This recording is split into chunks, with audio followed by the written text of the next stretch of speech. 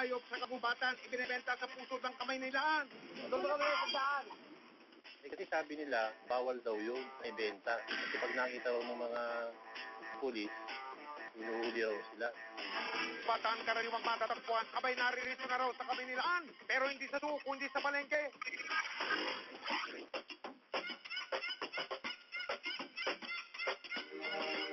Ang mapapangis na hayop sa kagubatan sanay na raw sa kapatagan. Dito sila inaalagaan at pinoprotektahan. May sariling laruan, tulugan at paboritong pagkain. Kaya ang dating mailap ngayon malapit na sa mga tao. Maging ahas, sanay na raw humarap sa kamera. Pero teka, tila may sinusumbong pa.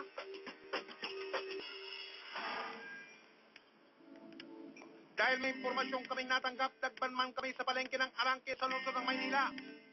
Ang mga hayop na iba't ibang klase dito mabibili. Pero may tinimbre na sa amin sikreto. Yung bayawak, saka yung sawa, saka yung mga ibon na Martinez, yun yung mga binibenta nilang patago doon. Bakit kaya ito tinatago? Kasi sabi nila, bawal daw yun na ibenta. Kasi pag nakita raw ng mga pulis, inuhuli raw sila. Naku po, taguan pala ang laro. Sandali lang mga kuya, sasali ang investigador. Nakatago na pala kayo. Sige, kami muna ang taya. Sa labasan ng palengke, meron kaming namataan. May ahas na inaalok ng lantaran. Yung ahas naman, nasa 6,000. Yung pinakamalaki. Kasi nilaki na ng braso ng tao. Ipagpatuloy natin ang paghahanap sa loob ng palengke. Sa unang pesto, aba positibo. Ulit ang bayawak na nakatago. Sa kalawang tindahan, game ang tindero na makipagtawaran. Ang bayawak doon, nasa 2,005, yung pinakamalaki. Tapos yung pinakamaliit naman, nasa 1,006. Depende sa klase ng bayawak ang gusto mong mabili. Nang magkasundo sa presyo, ulit ang bayabak na kanina tinatago. Meron pa palang promo na dagdag servisyo. Ang sabi nila, pag bumili ka dito sa amin, kami na magkakatay dito. Kung anong bibili mo, ayaw katulad ng bayawak, sawa. Pero dahil pinagbabawal sa Republic Act 9147 o ang Wildlife Resources Conservation and Protection Act ang pagkatay sa mga hayop tulad ng bayawak, time first muna kami sa Taguan, sa Katayan. Sa halip, itiniretso namin sa Rescue Center ng Manila Zoo ang nabiling bayawak. Agad siyang tinuri. Ito ay ang water monitor lizard. Hindi siya endangered, siya ay threatened. Pero pinagbabawal na siya ay kainin at hulihin dahil kukunti na lang ang population niya sa ating bansa. Ito yung mga trauma caused by yung fracture, kagaya nito, paghuli, saka ito pa. Ilang pwede mga injuries na mangyari, ito pa, severe na talaga. Putol. Kawawa naman. Ang ganitong uri ng hayop, delikado raw kanin.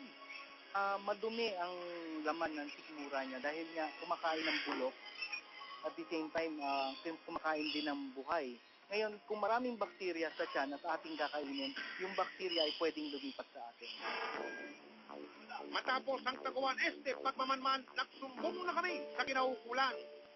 Illegal possession of wildlife or trading, violation niya ng Republic Act 9147 o yung tinatawag natin na Wildlife Act of the Philippines.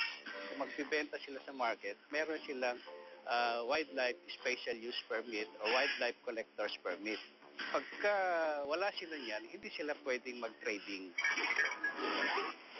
Sa pinagsanib puwersa ng Department of Environment and Natural Resources o DENR, District Special Project Unit o DSPU ng Maynila at ng investigador, isang operasyon ang pinano. Sa pagkakataong ito, hindi na larong takuhan kundi totoo hulihan ang bagay ng aming grupo. Nauna nang pinapasok sa Arangke Market ang mga asset habang naka-alerto na ang buong grupo sa di kalayuan. Ang unang target ang mga nagtitinda ng bayawak, pero laking gulat ng aming asset.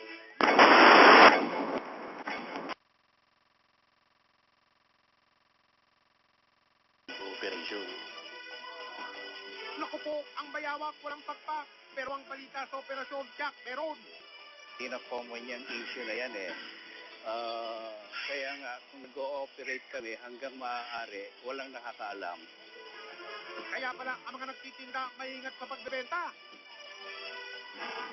Sunod na target ng aming grupo ang mga tindero ng ahas. Maya-maya pa ipinakita na ang kanilang alaga. Nakipagtawaran pa. At nang magkasundo, sabay balot. Sa kalapit na tindahan, ibong may na naman ang bida sa bentahan. Alerto ang mga tindero. Pero hindi pa rin sila nagpawat sa pagbenta. Dito na pumasok at nagpakilala ang mga nagtatagong operatiba. Binalikan ng mga tindero at tinderang nagbenta ng mga pinagbabawal na hayop. Nabangi ang markadong pera. Ayun o, magkano yan? Ay, kulay si ate. Kulay yun. Sinumpita ang mga hayop. Inisa-isa ang mga kulungan. Linilip ang ilalim ng mga tindahan. May mabibilis talaga sa taguan pero huli pa rin ang karamihan. Sa tanggapan ng DSPU, inusisa ang mga nahuli. Sa Palawan po nanggagaling. Sa Bicol yan. Alam mo bang bawal ka? Alam po. Yung hyper po, Martin. Hindi na. Kinuha ko lang sa babae. Kasi sa tanggihan maraming nabibili.